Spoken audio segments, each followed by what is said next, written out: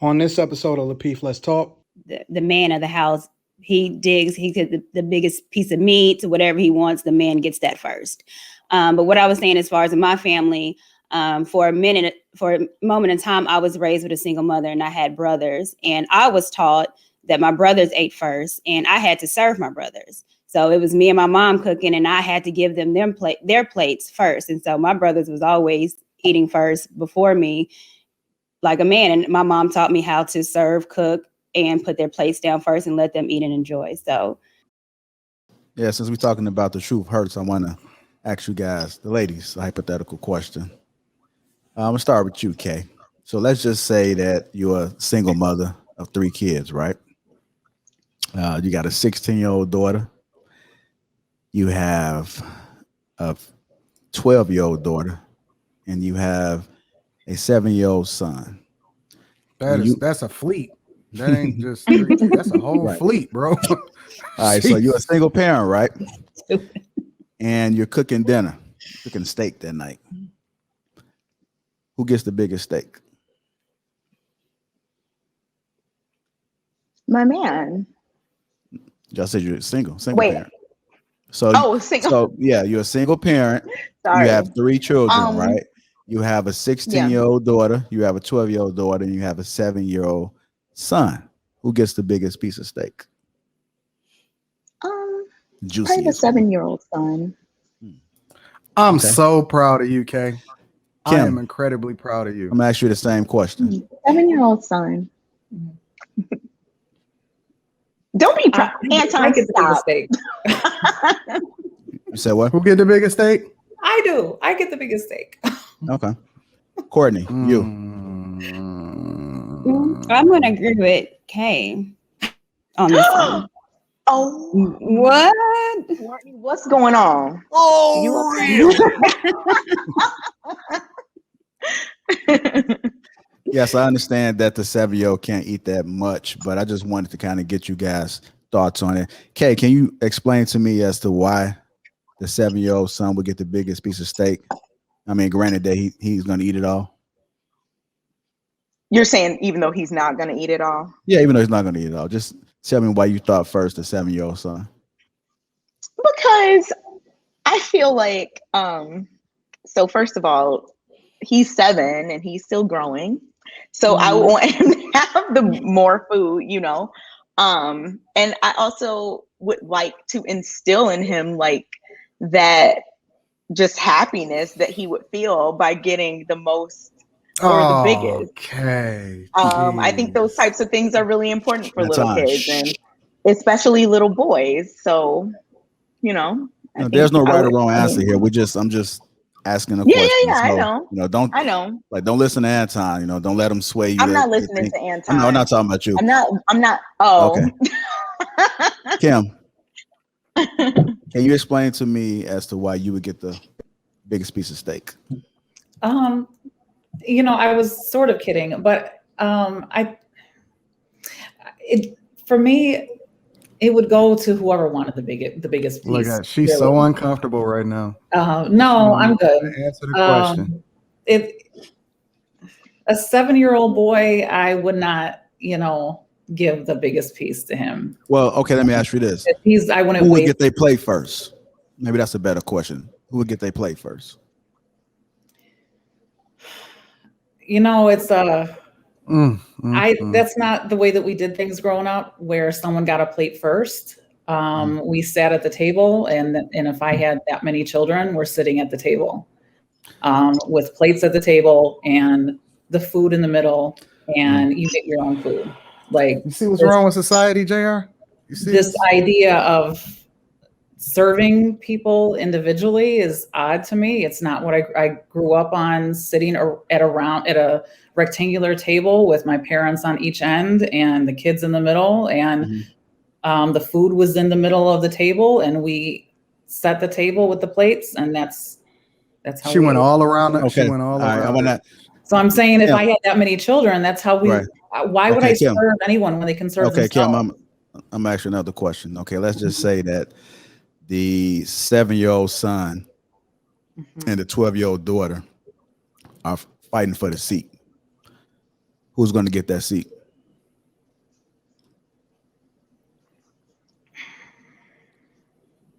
There's no right or wrong. Painful. This is Just painful. asking the question. It's like nails on a chalkboard. Painful. I'm gonna come back to you, Chicago Rilla. That 7-year-old son, and that 12-year-old daughter are fighting over the seat. Who gets that seat? Fighting over a seat? Yeah, the seat. You know how siblings are. Fighting over the seat. It's time. Siblings are like They that. come downstairs. Time to eat dinner. Down. Huh? Down. Sit down. Sit down. I know, but who gets the seat? Down. I mean, listen, Who gets the seat? the boy is gonna get the seat. Why? The boy is gonna get the seat because, listen, the boy is going to be. He's being raised. He's being groomed. This is young Simba. You're grooming him to become Mufasa. You're grooming him to be ready to go out and conquer the world, right? So he needs to have. Don't do that, JR. He needs to have a basic understanding, and he needs to have an example. JR, stop, man. He needs to have an example. It needs to be instilled in him early on what his place is in this world and what it looks like. That's why he's going to get that seat. But listen, because we don't do it like that. I wanted to ask Kim something. In your real life scenario where the parents You don't do it like that. Who don't do it like that? I'm talking about the family setting what she was talking about. With the family setup what she was talking about. In that setting, you have both parents at the ends, and then the kids in the middle, and then it was buffet setting. Who, even in that scenario, who got to dig in first? Like there was no. Everybody went at the same time. I mean, there was no rule to that. There was no like. I think usually like the kids usually got their food first. I don't remember any particular rule for that. Okay. Honestly. The reason why I asked this is because we're talking about the truth hurts. And so what I've been seeing a lot lately is that women are not raising our young men to be kings for whatever reason, whether it be background, whether it be what it used to be. And I just want to bring some notice to that. I too myself wasn't paying attention to it. But what I've been doing recently, like for at least like the past year or so, is making sure that my young son eats, that he has a priority. And I want to instill in him that he's the man. He needs to be a leader. He needs to be taken care of.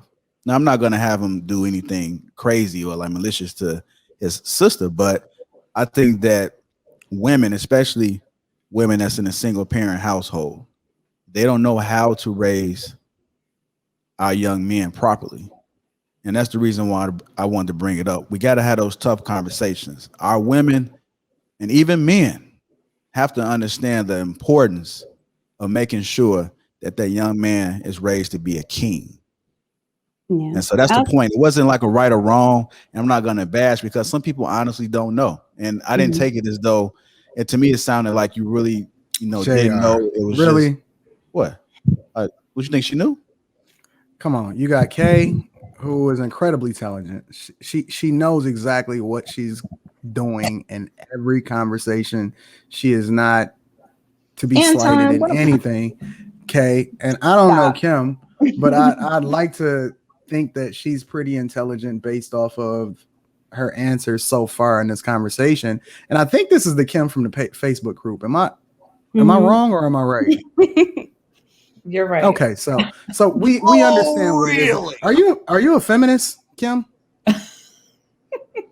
You know what? I don't follow the labels. Oh, not Jesus Christ. Okay, JR, we know what we're dealing with here going forward. I just wanted to set that standard. That men and women should be paid the same for the same work? Yes. Do I believe that men and women are the same? No.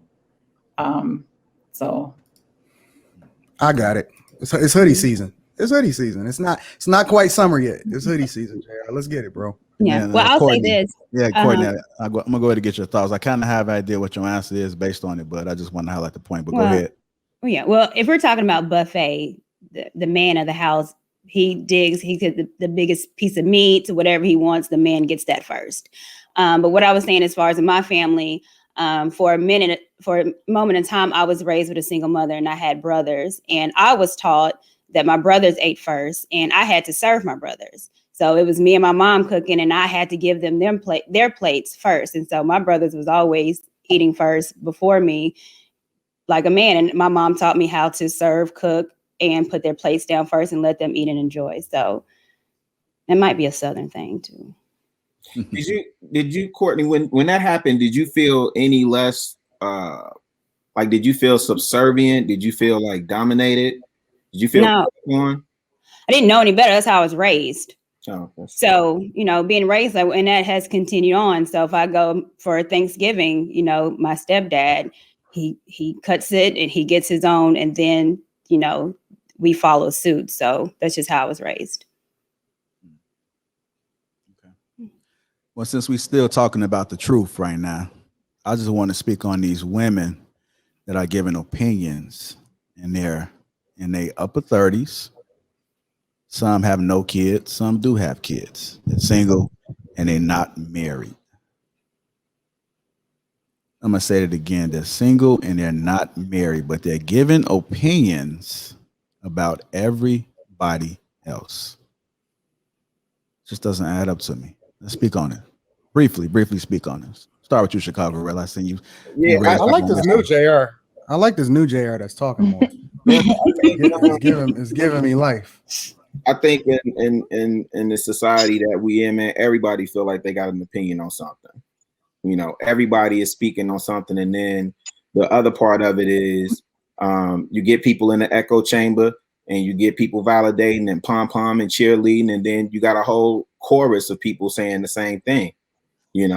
And I'm not judging one way or the other, right, wrong, and indifferent, but it's just not good, man. It's not good. Like, the one thing I do love about this platform and the conversations that we have is that there are diverse opinions from diverse backgrounds, and we ain't got to agree on everything. We could disagree, but you got to be able to have that conversation. Right. Okay, real briefly, let's talk about these single women that are giving opinions. And it's okay to give opinions. And I'm not going to say that, you're not entitled to it, but the part that I focus on is like what makes sense. Okay. So if you've been living a certain way all your life, and you've been in like 5 different relationships the past year and a half, it has to be something that you're doing. So you're continuing giving your opinion, which you are entitled to, but it's not working. The relationships are not working. What do you have to say about this and these women?